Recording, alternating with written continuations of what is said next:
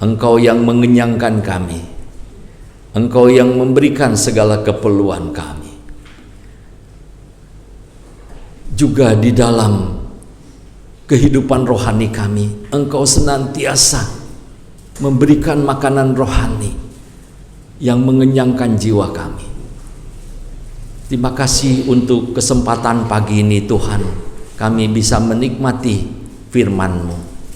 Biarlah Roh-Mu yang kudus menolong setiap kami, supaya kami bukan hanya mendengar, tapi membuka hati kami untuk kebenaran firman-Mu. Roh Kudus menolong kami supaya kami mengerti, semakin mengerti, memahami kebenaran firman-Mu, dan mempraktekkannya, melakukannya di dalam hidup kami, supaya jalan hidup kami seperti yang Engkau kehendaki,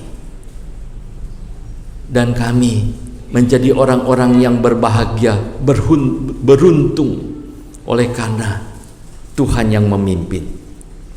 Pakai hamba-Mu Tuhan untuk bisa menyampaikan kebenaran firman-Mu dengan sederhana, mudah dimengerti, dan setiap kami diberkati.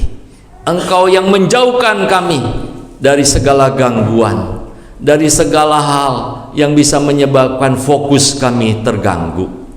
Tuhan juga yang menghalau segala kuasa kegelapan yang ingin mengambil kebenaran firman-Mu. Tuhan, kami menyerahkan waktu kami mendengar firman-Mu ini sepenuhnya ke dalam tangan pimpinan, pertolongan, dan kuasa Tuhan. Di dalam nama Yesus Kristus Tuhan dan Juru Selamat kami yang hidup, kami bersyukur, berdoa, dan memohon semua ini. Amin. Shalom. Selamat pagi jemaat yang dikasihi Tuhan. Kita akan membaca firman Tuhan yang mendasari khotbah pagi ini, yang diberi judul Siap Sedialah. 1 Petrus 3 ayat 15-16. Saya akan membacakannya. Bapak Ibu, saudara-saudari yang dikasihi Tuhan bisa menyimaknya dan memperhatikannya bersama. Demikian firman Tuhan. Tetapi kuduskanlah Kristus di dalam hatimu sebagai Tuhan, dan siap sedialah pada segala waktu untuk memberi pertanggungan jawab kepada tiap-tiap orang yang meminta pertanggungan jawab dari kamu tentang pengharapan yang ada padamu. Tetapi haruslah dengan lemah lembut dan hormat, dan dengan hati nurani yang murni, supaya mereka yang memfitnah kamu karena hidupmu yang saleh dalam Kristus menjadi malu karena fitnahan mereka itu. Bapak Ibu, saudara yang dikasihi Tuhan, pernahkah ada yang mempertanyakan hidup saudara? Apakah pertanyaan orang-orang? Nah, ini penting sekali ya. Artinya kita sedang menjalani kehidupan yang seperti apa ya? Baik, buruk ya, saleh atau jahat. Nah, itu penting sekali ya. Karena setiap orang mesti, apalagi orang-orang dekat ya, pasti memperhatikan setiap hidup kita. Saudara, nasihat firman Tuhan pagi ini yang pertama adalah seperti yang dikatakan di ayat 15 tadi ya. Kuduskanlah Kristus di dalam hatimu sebagai Tuhan. Sekali lagi, kuduskanlah Kristus di dalam hatimu sebagai Tuhan. Maksudnya apa, saudara? Artinya, saudara, kita sebagai orang Kristen yang percaya, beriman kepada Yesus Kristus, harus menyerahkan hidup kita sepenuhnya kepada Kristus sebagai Tuhan, dengan cara hidup kudus dan berkenan kepadanya. Saudara, Kristus Yesus adalah Tuhan yang kudus, saudara. Ya, ketika seseorang percaya kepada Kristus, Allah menyuruh roh anaknya, yaitu Kristus itu, masuk di dalam hati kita, saudara.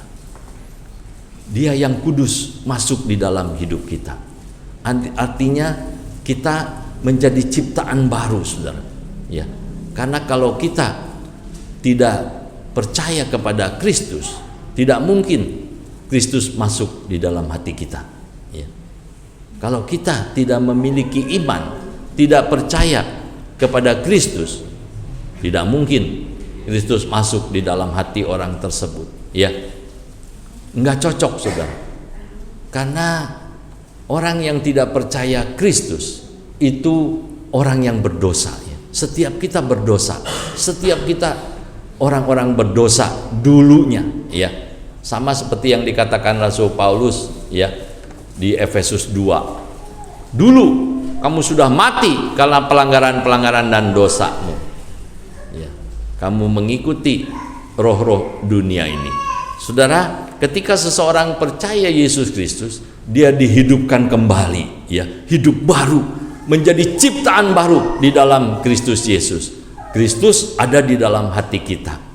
Nah, sebagai orang Kristen, sebagai orang yang percaya, nasihat firman Tuhan, kuduskanlah Kristus di dalam hatimu sebagai Tuhan.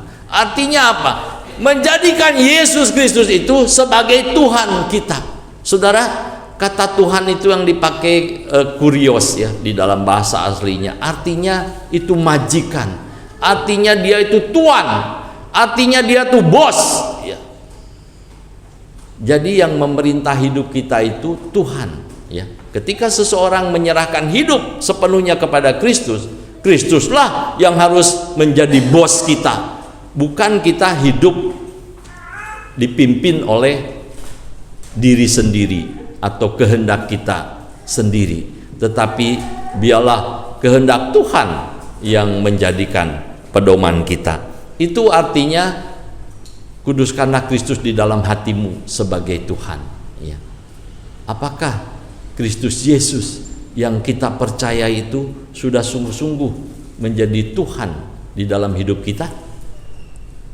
Kalau kita menjadikan Kristus Yesus sebagai Tuhan kita, sebagai majikan kita, bos kita, pemimpin kita, kita harus mengikuti segala kehendaknya, segala perintahnya. Kalau tidak, menjadi pertanyaan, apakah kita sudah sungguh-sungguh menjadikan Kristus sebagai Tuhan? Ya, ya, saya kadang-kadang ikut perintahnya, Pak, kadang-kadang tidak. Ya, yaitu berarti saudara belum sungguh-sungguh sepenuh hati. Ini harus direnungkan dan digumulkan, saudara. Kalau memang seperti itu, berubahlah, ya, berubahlah oleh pembaharuan budi, ya, yang sudah dikerjakan Tuhan di dalam hidup kita, supaya kita semakin hari semakin menjadi serupa Kristus. Ya, saudara, itu yang pertama, saudara. Yang kedua, siap sedialah segala waktu untuk memberi pertanggungan jawab. Memberi pertanggungan jawab apa, Pak?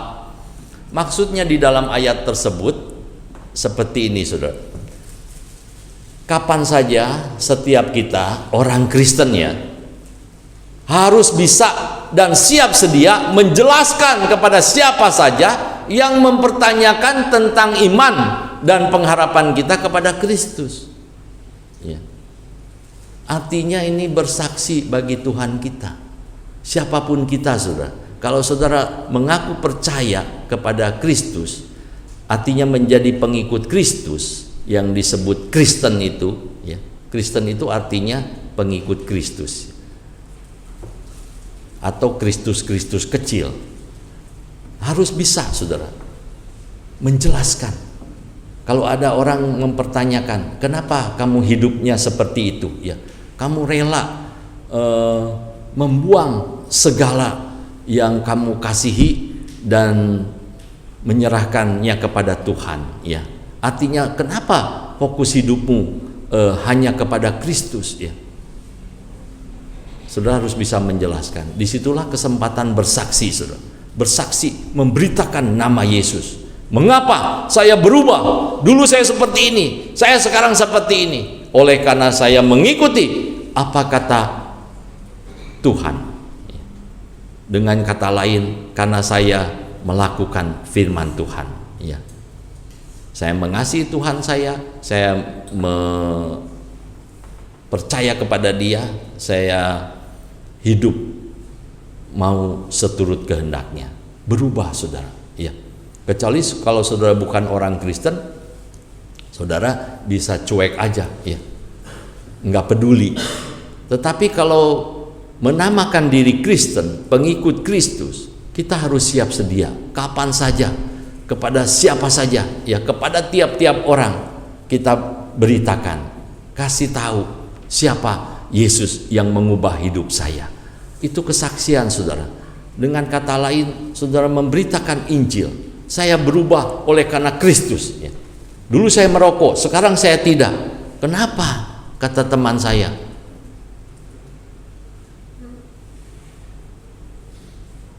karena saya berubah. Saya bilang, kenapa dulu kamu suka begini begitu, ya, main judi, apapun, ya, berubah, saudara. Beri kesaksian, saudara. Itu yang dimaksud siap sedia pada segala waktu untuk memberi pertanggungan jawab. Kalau ada orang yang merendahkan kita, kalau ada orang yang memfitnah kita, kita buktikan bahwa kita tidak seperti itu. Saya sekarang menjadi orang Kristen, pengikut Kristus. Yesus Kristus ada di dalam hati saya. Yang pertama tadi, kuduskanlah Kristus di dalam hatimu sebagai Tuhan. Kalau kita menguduskan Kristus di dalam hati kita sebagai Tuhan, kita siap sedia, saudara. Disoroti orang, ya, dipertanyakan. Bahkan kalau orang tidak suka sama kita, itu tidak masalah, ya, asal Tuhan suka sama kita. Itu prinsip orang Kristen, saudara. Jangan demi menyukakan manusia kita membuang Tuhan, ya, atau kita menomorduakan Tuhan, ya. Itu keliru, saudara. Orang Kristen harus punya prinsip Yesus, Yesus, dan Yesus. Yang lain tidak penting, ya. Masa yang lain tidak penting, Pak? Betul, yang lain tidak penting. Apa yang lebih penting dari Kristus, ya? Tidak ada, saudara, ya. Kalau keluarga kita, Pak, anak, istri, suami, penting dalam artian kita hidup bersama untuk memuliakan Tuhan, ya, mengutamakan Tuhan. Bukan gara-gara menyukakan suami kita melupakan Tuhan. Nah, itu salah, ya, itu keliru, ya. Kalau segala sesuatu atau apapun yang menghambat kita atau yang membuat kita menjauh dari Tuhan, tinggalkan, putuskan, saudara. Perhatikan, ya, apapun atau siapapun yang membuat kita menjauh dari Tuhan sehingga kita melupakan Tuhan, tinggalkan, saudara, karena tidak ada harapan, ya. Putuskan, ya, apapun, karena kita mau sungguh-sungguh melekat kepada Dia, mencari Dia, ya, dengan sepenuh hati, bukan setengah-setengah. Saudara, pernahkah saudara memberi kesaksian, ya, seumur hidup nih, ya, sejak menjadi Kristen? Entah, saya tidak tahu berapa lama saudara menjadi orang Kristen. Sudah setahunkah? 5 tahunkah? 10 tahunkah? Saya tidak tahu. Tetapi pertanyaannya, saudara, sejak saudara menerima Yesus Kristus sebagai Tuhan dan Juru Selamat, apakah yang pertama tadi, apakah sudah menjadikan Kristus Yesus sebagai Tuhan? Yang kedua, pernahkah saudara bersaksi tentang Tuhan saudara, ya, kepada orang lain? Itu pertanyaan yang harus dijawab, saudara, ya. Jangan pura-pura nggak dengar, harus dijawab, saudara. Jawab di dalam hati sendiri. Kalau jawabannya, saya belum pernah, Pak, bersaksi tentang Tuhan saya, Yesus Kristus yang saya percayai. Mengapa? Pertanyaan berikut, mengapa? Mengapa saudara tidak mau bersaksi tentang Yesus Kristus yang saudara percayai?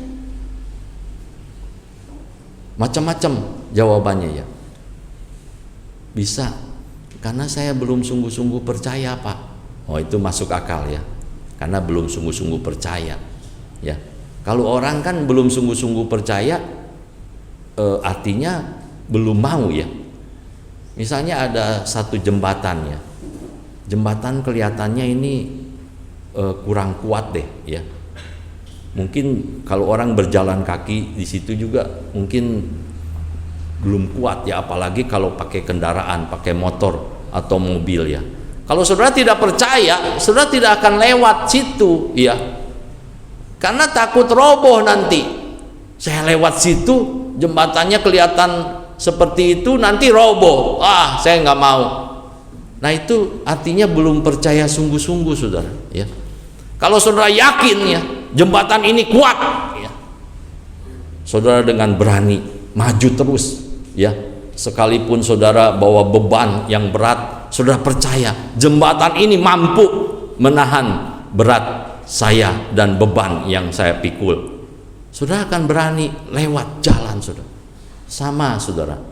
Kalau saudara mempercayakan hidup sungguh-sungguh sepenuhnya kepada Tuhan, artinya saudara percaya bahwa Tuhanlah yang menjamin kehidupan saya, yang memelihara hidup saya.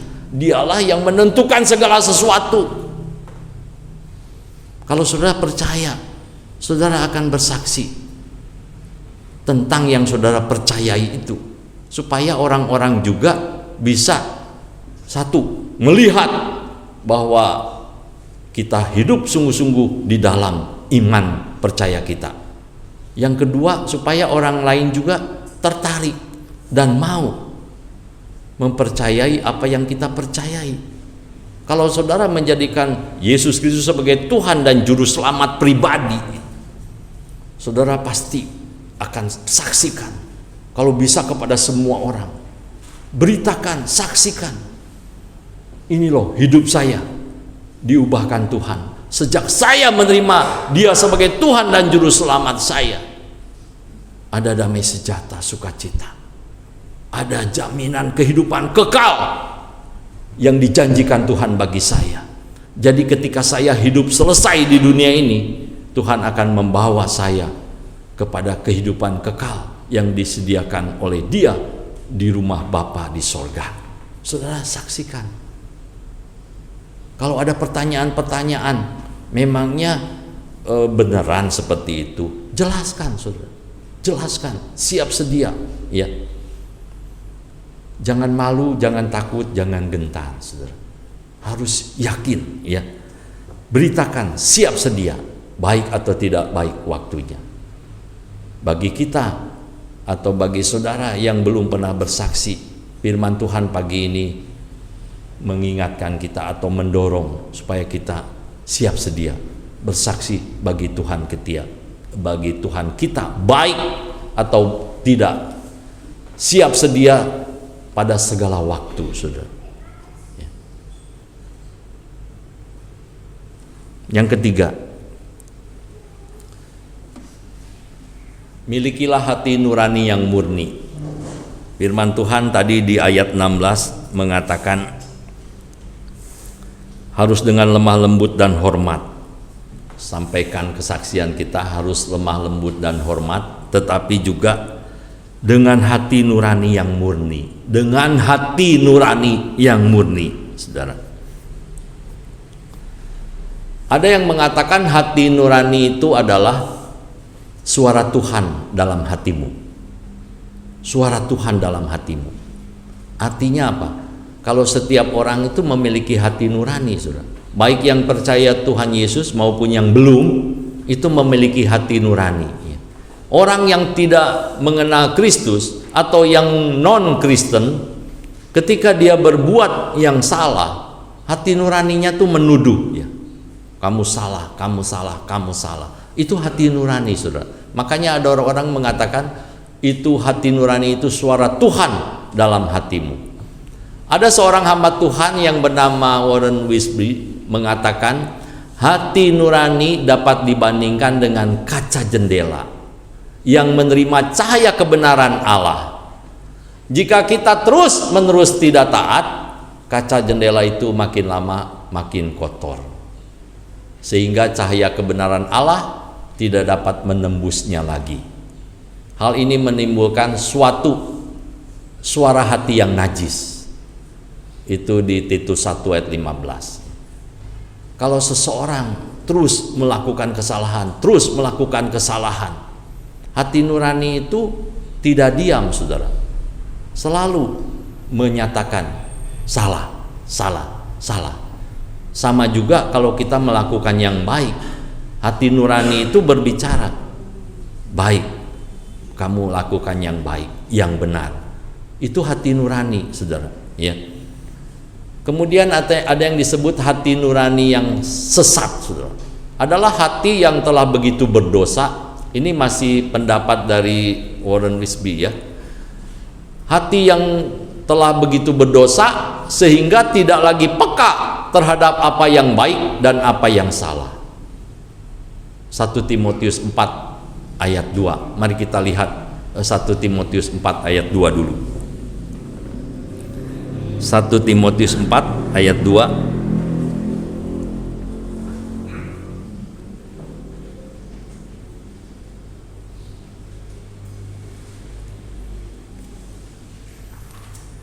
Lebih baik kita bicara dari ayat 1, ya. Tetapi Roh dengan tegas mengatakan bahwa di waktu-waktu kemudian ada orang yang akan murtad lalu mengikuti roh-roh penyesat dan ajaran setan-setan oleh tipu daya pendusta-pendusta yang hati nuraninya memakai cap mereka. Hati nuraninya sudah menjadi jahat karena mengikuti ajaran sesat, ajaran setan-setan, ya. Roh-roh penyesat dan ajaran setan-setan oleh tipu daya pendusta-pendusta yang hati nuraninya memakai cap mereka. Ini hati nurani yang sesat, saudara, ya. Kita kembali lagi ke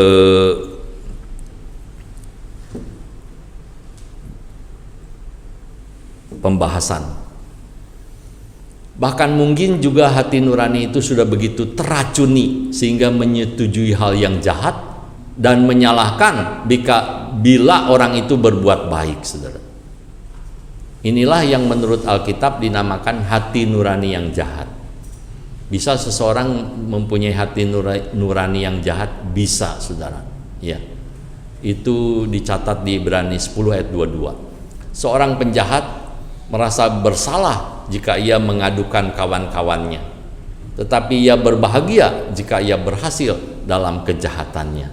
Saudara banyak menemui kasus seperti itu, ya, banyak sekali, saudara. Kenapa bisa seperti itu? Karena tidak ada hati nurani, ya. Mungkin orang Chinese bilang meyou liang sim, ya. Jadi orang yang karena jahat, ya, dikatakan tidak lagi memiliki hati nurani. Sebetulnya bukan tidak memiliki hati nurani, hati nuraninya ada, saudara, tapi sudah menjadi jahat, ya. Tadi seperti jendela yang kotor, yang tertutup, sehingga cahaya kebenaran Allah tidak bisa lagi menembus hatinya yang sudah pekat hitam itu, ya, menjadi jahat, ya, tersesat. Pernahkah saudara menemukan seorang yang menurut saudara jahat, ya, dari kacamata firman Tuhan? Misalnya orang ini jahat nih, selain merampok, ya, dia juga korupsi, ya. Tetapi kalau sesama temannya, dia akan membela, saudara. Walaupun tahu temannya itu salah, jahat, dia akan bela, saudara. Dan kalau tidak ketahuan itu dia suka, senang. Untung, ya, untung gak ketahuan, ya, untung lolos dari hukum. Kenapa bisa ada orang seperti itu, saudara? Karena hati nuraninya jahat, ya, jahat, saudara. Sudah menjadi jahat. Orang Kristen bisa nggak seperti itu? Bisa, saudara. Bisa. Karena firman Tuhan menasehati orang-orang Kristen, termasuk Petrus. Milikilah hati nurani yang murni. Kalau tidak memiliki hati nurani yang murni, berarti nggak murni. Kalau nggak murni berarti ada dinodai, saudara. Ya, dinodai. Oleh apa? Oleh kelakuan-kelakuan yang tidak benar, tidak sesuai firman Tuhan. Saudara, hati nurani itu harusnya peka, saudara. Ya. Tapi ada banyak orang nggak peka. Kenapa tidak peka? Karena sudah terbiasa salah. Sudah terbiasa berdosa. Berdosa itu apa, saudara? Saya sudah berkali-kali menjelaskan. Berdosa itu istilah bahasa aslinya hamartia, artinya meleset, tidak tepat seperti yang dikehendaki Tuhan. Nah, itu dosa, saudara. Kalau saudara dan saya tidak melakukan apapun tepat seperti yang dikehendaki Tuhan, dosa. Artinya meleset, tidak tepat. Sama kalau kayak seorang memanah atau menembaknya. Kalau menembak ke satu titik yang bundar di tengah itu, saudara tidak kena, menyimpang. Kalau menyimpangnya cuma 1 senti, sedikit sekali, kena nggak? Nggak kena. Itu meleset, saudara. Meleset artinya dosa, hamartia. Makanya hidup sebagai orang Kristen itu harus berusaha tepat seperti yang dimaui Tuhan, seperti yang dikehendaki Tuhan, apapun. Jadi apa saja, Pak? Banyak ya. Gimana caranya? Mau tidak mau saudara harus belajar firman Tuhan, baca firman Tuhan pagi siang malam, renungkan itu, pelajari. Saudara akan mengerti kehendak Tuhan apa saja, ya. Jangan bersaksi dusta. Kalau saudara berbohong, saudara berdosa. Jangan ada tipu daya di dalam mulutmu, ya. Jangan mencaci maki, saudara. Semua ada banyak di Alkitab, ya. Jangan memikirkan yang jahat, saudara. Yang cabul, yang tidak berkenan. Baru mikir, saudara, belum lakukan, itu dosa. Meleset, menyimpang dari apa yang dimaui Tuhan. Saudara, kenapa ada orang yang tidak suka yang baik, saudara? Ya karena jahat, saudara. Ya, karena jahat. Ya. Kenapa ada orang-orang tidak suka sama orang Kristen, tidak suka sama gereja? Kenapa? Karena dia tidak suka kebenaran, ya. Ada satu gereja yang ditutup, ya, tidak boleh ibadah. Ada pertanyaan yang dikemukakan oleh orang-orang Kristen, saudara. Sebenarnya gereja salah apa? Kenapa tidak boleh beribadah? Ini pertanyaan yang harus dijawab mereka, saudara. Tetapi mereka tidak punya jawaban, ya.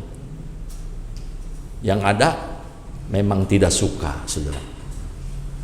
Itu sebetulnya sudah dinyatakan oleh Tuhan Yesus. Kalau dunia membenci aku, jangan heran, jangan kaget. Kalau dunia membenci kamu, pengikutku, jangan heran, karena mereka sudah lebih dahulu membenci aku, kata Tuhan Yesus. Kenapa Tuhan Yesus disalibkan? Karena mereka tidak suka kepada Tuhan Yesus. Makanya Tuhan Yesus mengatakan mereka membenci aku tanpa alasan. Bapak Ibu sudah dikasih Tuhan, milikilah hati nurani yang murni, saudara. Mungkin saudara berpikir, itu mah mungkin di kalangan orang-orang yang jahat, perampok, pembunuh, ya, pezina,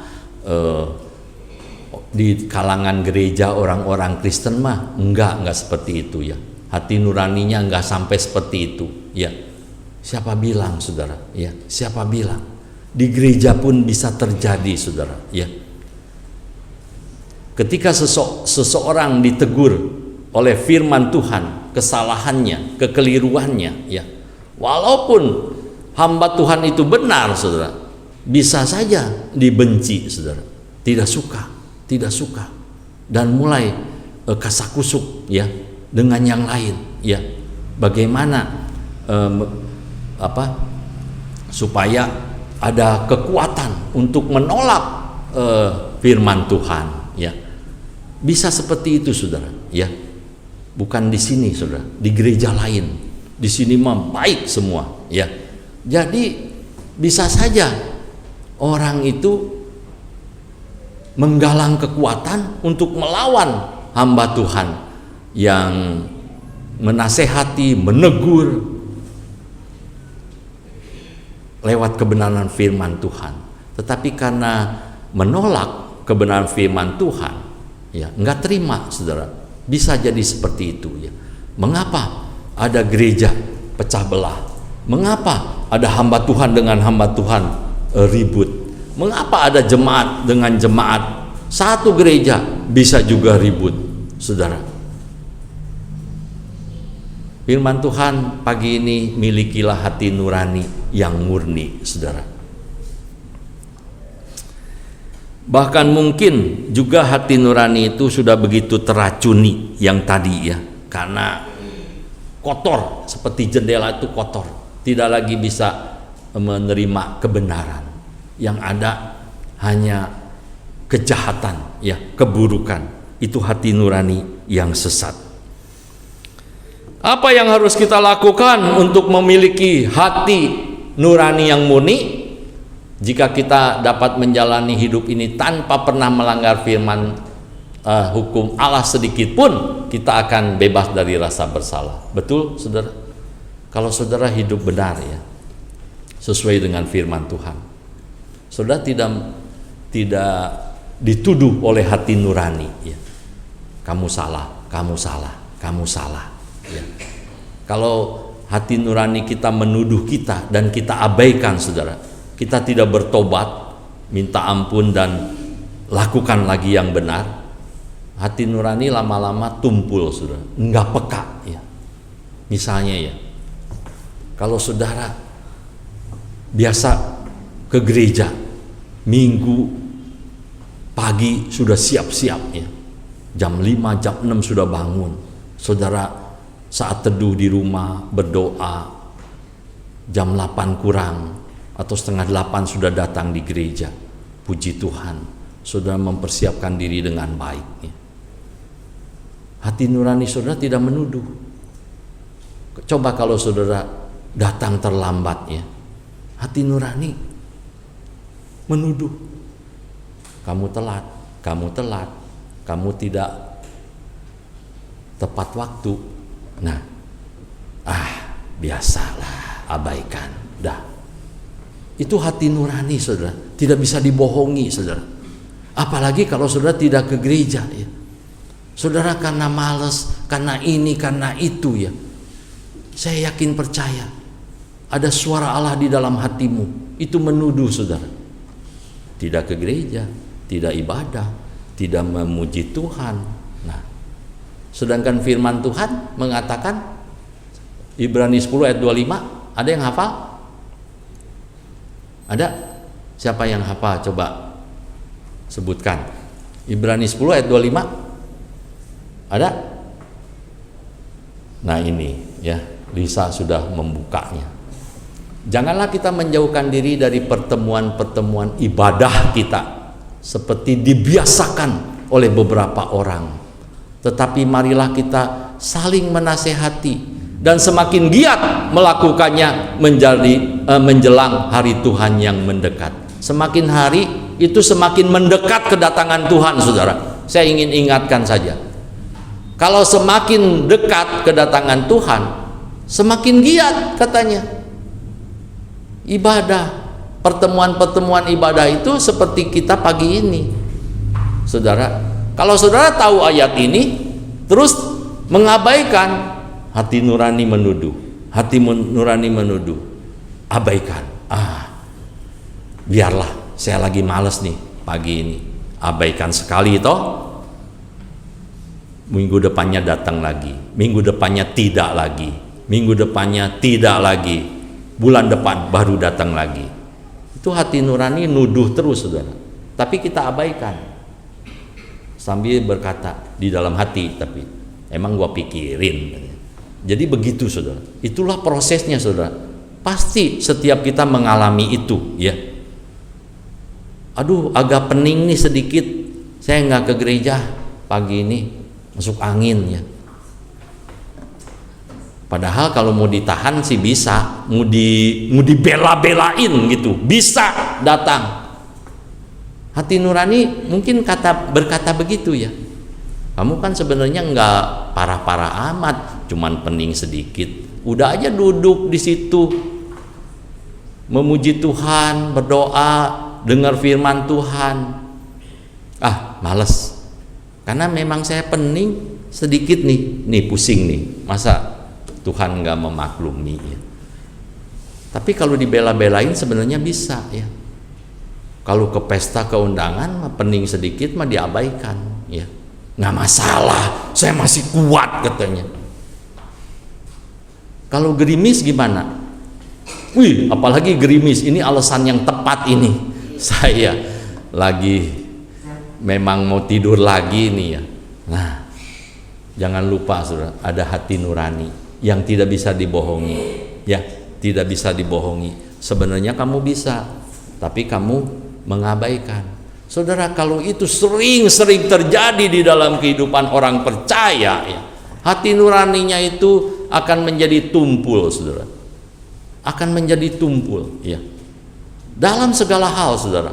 Misalnya saudara berbisnis, ya, berbisnis pakai tipu-tipu sedikit, pakai bohong-bohong sedikit. Itu hati nurani nggak bisa dibohongi, saudara, ya. Apalagi Tuhan, ya. Jadi kalau kita mengabaikan, ya, itu hati nurani itu dinodai, dikotori terus, ya. Sama seperti kaca jendela yang makin hari, ya, kecipratan lumpur kotor, kecipratan lagi semakin gelap, saudara, ya. Sama hati nurani itu, saudara, ya. Jadi tidak peka, ya. Udah tidak ke gereja 2 tahun pun tenang-tenang saja, tidak masalah. Orang bisa berkata begitu, malah jadi kebenaran. Yang penting percaya Yesus, ibadah tidak usah. Saudara melawan firman Tuhan. Tuhan diam saja, kelihatannya memang Tuhan diam saja, ya. Tetapi Tuhan akan memperhitungkan segala hal, dari hal kecil sepele sampai hal-hal besar, ya. Tuhan perhitungkan, saudara. Tuhan tidak pernah lupa, ya. Saudara, jangan membuat hati nurani kita tumpul, saudara, ya. Sehingga bersalah pun jalan tegak, berani walaupun salah, ya. Lihat itu koruptor gagah berani, ya. Bisa panggil pengacara. Kalau ada yang macam-macam bisa dipanggilin preman, bisa digebugin. Kenapa? Bisa berani karena salah. Karena hatinya udah tumpul, saudara.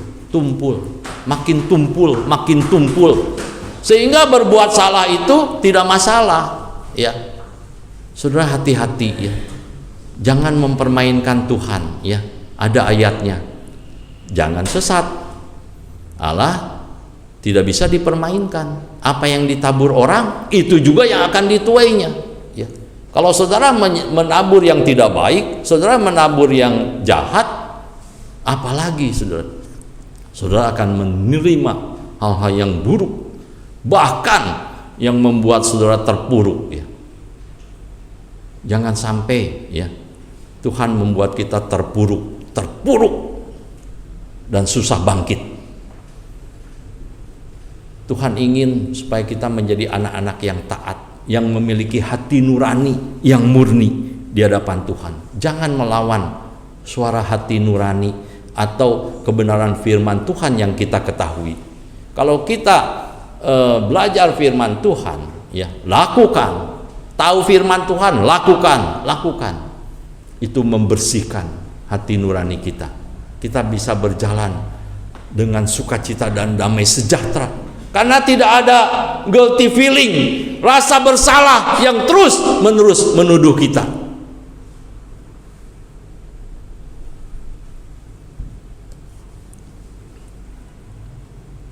Apa yang harus kita lakukan untuk memiliki hati nurani yang murni? Jika kita dapat menjalani hidup tanpa pernah melanggar hukum Allah sedikit pun, kita akan bebas dari rasa bersalah. Namun adakah yang pernah menemukan orang yang seperti itu? Saudara jangan bilang enggak ada Pak, enggak ada Pak. Ada saudara, ya. Hanya Kristus yang dapat berkata dengan yakin, siapakah di antaramu yang membuktikan bahwa aku berbuat dosa? Nanti saudara baca di ayat Yohanes 8:46 ya. Kita lanjut. Rasul Petrus tadi ayat yang kita baca ya, meminta supaya semua jemaat yang membaca suratnya mengikuti Tuhan Allah dengan sepenuh hati. Kuduskanlah Kristus di dalam hatimu sebagai Tuhan, siap sedia memberi pertanggungan jawab dengan hati nurani yang murni. Artinya Rasul Petrus menginginkan semua pembacanya, semua orang Kristen yang membaca 1 Petrus itu memiliki hati nurani yang murni. Kalau enggak, Rasul Petrus enggak memerintahkan itu atau enggak menasehati itu. Artinya bisa saudara, orang Kristen memiliki hati nurani yang murni itu bisa ya. Rasul Paulus juga menguatkan Timotius untuk memperjuangkan perjuangan yang baik dengan iman dan hati nurani yang murni. 1 Timotius 1 ayat 18. Pada waktu dihadapkan kepada para pemimpin agama yang tidak suka dengan apa yang dikatakannya, Paulus berkata begini, sampai kepada hari ini aku tetap hidup dengan hati nurani yang murni di hadapan Allah. Saudara, inilah yang dikehendaki Allah, supaya setiap orang yang percaya kepadanya hidup dengan hati yang murni di hadapan Dia ya. Menjadi orang yang tulus ya. Kalau salah ya akui salah dan berubah, bertobat. Buat apa mengakui salah tapi tidak bertobat? Saudara, ini nggak gampang ya, membutuhkan proses yang lama sekali. Karena kita ini sudah terlanjur punya sifat lama yang buruk dan penuh dosa. Sifat lama atau manusia lama itu masih nempel di dalam hidup kita, tetapi kita harus memakai manusia baru yang diciptakan dalam Kristus ya. Di dalam diri saya ada nggak kecenderungan untuk jahat? Ada nggak kecenderungan untuk iri hati? Ada nggak kecenderungan untuk tidak melakukan firman Tuhan? Ada nggak kemalasan? Ada. Tetapi saya berjalan sebagai orang yang percaya kepada Kristus sungguh-sungguh, sepenuh hati saya serahkan hidup saya kepada Dia dan rela dipimpin oleh Roh Kudus yang ada di dalam hati saya. Lawan semua itu sudah. Saya tidak boleh malas.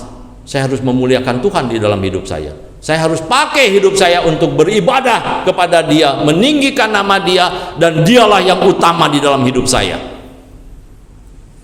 Ada enggak keinginan saya melakukan yang jahat? Ada. Saya lawan, saya matikan. Saya harus hidup penuh kasih ya. Saya harus bisa memaafkan orang. Saya harus bisa mengampuni. Saya tidak boleh berbohong. Saya harus rajin. Harus ini, harus itu. Baca Alkitab, pelajari, lakukan saudara. Kalau saudara dan saya ingin memiliki hati nurani yang murni, seperti itu saudara ya. Caranya seperti itu ya. Tahu firman Tuhan tapi tidak lakukan, salah ya. Rasul Paulus mengatakan, sampai hari ini aku tetap hidup dengan hati nurani yang murni di hadapan Allah. Bagaimana caranya agar kita dapat memiliki hati nurani yang murni? Kalau kitab Ibrani saudara ya, kitab Ibrani dalam Perjanjian Baru mengungkapkan bahwa Yesus Kristus dan kematiannya yang penuh pengorbanan adalah satu-satunya harapan untuk dapat memiliki hati nurani yang murni, dan darahnya akan menyucikan hati nurani kita dari perbuatan-perbuatan yang sia-sia, supaya kita dapat beribadah kepada Allah yang hidup. Melalui iman kepada Dia, hati kita dapat dibersihkan dari hati nurani yang jahat. Firman Tuhan mengatakan di Ibrani 9, betapa lebihnya darah Kristus yang oleh Roh yang kekal telah mempersembahkan dirinya sendiri kepada Allah sebagai persembahan yang tak bercacat, akan menyucikan hati nurani kita dari perbuatan-perbuatan yang sia-sia, supaya kita dapat beribadah kepada Allah yang hidup. Saudara, ketika seseorang percaya Yesus Kristus, darah Kristus berkuasa menyucikan hati nurani kita dari perbuatan-perbuatan yang sia-sia. Waktu remaja, saya merasa saya ini orang yang kotor dan berdosa, penuh hal-hal yang buruk yang saya lakukan, saudara. Tetapi ketika saya mengikrarkan iman saya, ya, di hadapan jemaat dan pendeta membaptis saya, ya, saya menerima Yesus Kristus sebagai Tuhan dan Juru Selamat saya. Itu sepertinya plong, tidak ada rasa bersalah lagi.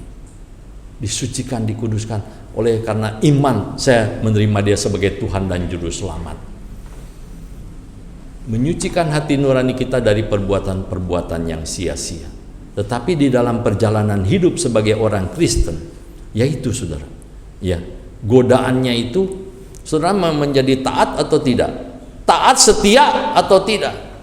Kalau saudara kadang taat kadang tidak, kadang taat kadang setia, kadang taat kadang tidak, itu tidak bisa dikatakan setia, saudara. Karena setia itu terus menerus, ya, konstan, ajak, ya. Jangan kadang-kadang taat kadang-kadang tidak, saudara. Itu mengganggu hati nurani, ya. Mengganggu hati nurani. Sedikit, ya. Terus bertumpuk, saudara. Kalau saudara sering tidak taat, ya, hati nurani ternodai, ya. Ada selalu tuduhan-tuduhan. Kamu tahu berbuat baik tapi tidak melakukannya, dosa. Kamu tahu berbuat baik tapi tidak melakukannya, dosa. Yakobus 4 ayat 17. Yakobus 4 ayat 17. Kita baca, ya, supaya saudara mengerti. Jadi jika seorang tahu bagaimana ia harus berbuat baik, tetapi ia tidak melakukannya, ia berdosa. Pura-pura nggak tahu, saudara. Tahu yang baik, tahu yang benar, tidak lakukan, dosa. Hati nurani ternodai, ya. Karena hati nurani itu sebenarnya tahu, ya. Kamu sebenarnya bisa nolong dia, tapi kamu berpangku tangan dan tidak peduli, ya. Hati nurani berkata seperti itu. Iya juga, ya.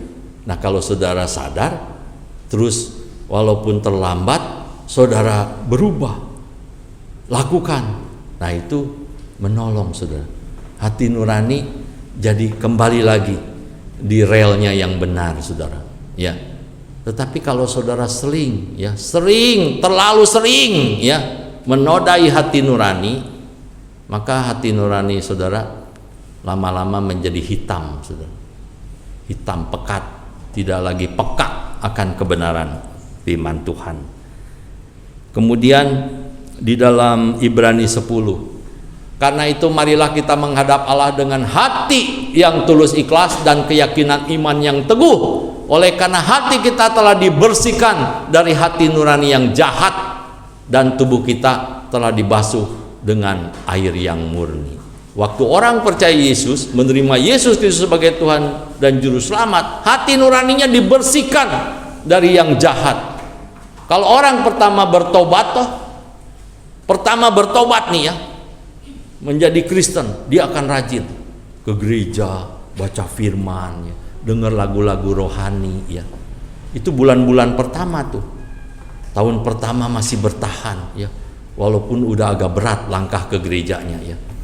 Lama-lama saudara makin berat. Makanya ada firman Tuhan di dalam Wahyu, ada orang Kristen yang meninggalkan kasih mula-mula. Tuhan menegur keras itu, bertobat, bertobat. Waktu kasih mula-mula itu membara ya, mengasihi Tuhan ya, suka ibadah, suka dengar firman Tuhan ya. Kalau pendeta cuman khotbah setengah jam, alah, udahan lagi. Saya masih mau dengar ini ya. Itu kasih mula-mula, saudara. Baru pertama bertobat. Kau udah setahun 2 tahun ikut Tuhan ya. Pendeta ini lama sekali khotbahnya ini. Lama sekali ini. Jam diliatin terus, walaupun gak berubah, saudara. Lama sekali ini ya. Saya ini udah kepengen makan ini, lapar, makan. Padahal masih pagi, saudara. Ya, udah dipikirin. Saya tuh mau ke sini, mau ke sana. Ada urusan ini, urusan itu ya. Karena kasih mula-mula hilang, saudara. Tuhan menegur keras. Baca nanti di Wahyu ya. Wahyu, teguran Tuhan akan kasih mula-mula. Itu dikategorikan oleh Tuhan. Kamu sudah jatuh ke keadaan yang seperti jatuh ke dalam dosa yang dalam, saudara. Bertobatlah. Kalau enggak, nanti dihukum Tuhan ya. Barang siapa menang, dia akan kuberikan mahkota kehidupan. Saudara, kasih mula-mula perlu dijaga, saudara. Semakin ikut Tuhan itu semakin membara, saudara. Bukan makin melempem, bukan, saudara. Banyak orang Kristen keliru ya. Waktu pertama bertobat, karena firman Tuhan kena benar-benar nih, masuk, bertobat semangat ya. Sepertinya nggak mau jamaah ini, nggak mau jamaah itu, nggak mau lakukan ini, lakukan itu ya. Takut sama Tuhan ya. Karena mengasihi, mencintai Tuhan, lama-lama bisa menjadi lemah ya. Hati nuraninya menjadi lemah ya. Saudara, lakukan firman Tuhan, belajar firman Tuhan, menjadikan hati kita, hati nurani kita murni di hadapan Tuhan. Jangan melawan kebenaran ya. Lakukan terus, setia, taat, maka saudara akan diberkati Tuhan. Hidup saudara akan melalui hidup yang indah, yang mulia. Walaupun tekanan dunia ini kuat ya, akan mengucilkan kita, menjauh kita, tidak suka, atau bahkan menganiaya kita, bahkan membunuh kita ya. Tetapi firman Tuhan mengatakan kita kalau taat setia, kita akan menjadi orang yang berbahagia ya. Coba baca bacaan kita kan tadi 1 Petrus 3 15 dan 16. 14-nya kita baca, coba. 1 Petrus 3 ayat 14.